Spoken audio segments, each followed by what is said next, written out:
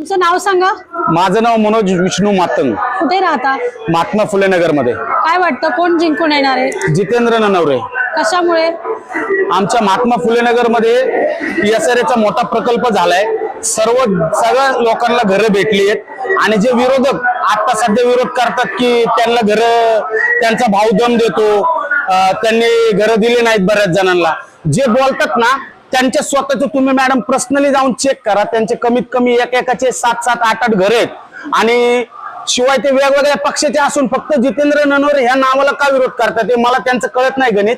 आणि जे बोलतात की त्याचा भाऊ दम देतो, आम्ही घर देणार नाही, असं तसं असला काही प्रकार नाही। जो व्यक्ती बोलतोय ना सध्या आता त्या व्यक्तीचं या एसआरए मध्ये पाण्याचं कॉन्ट्रॅक्ट आहे।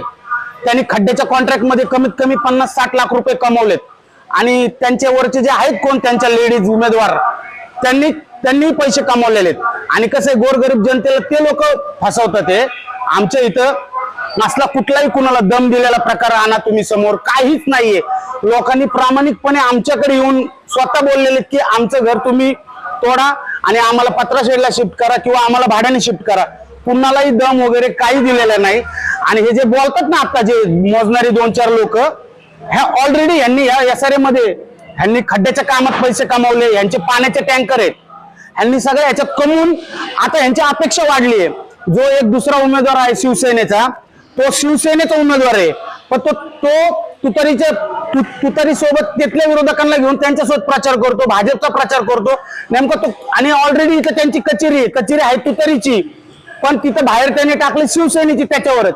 म्हणजे हे सगळ्यांनी ठरवलंय की फक्त जितेंद्र ननवरे नावाला विरोध करायचा, पण जनता त्यांना भीक घालणार नाही।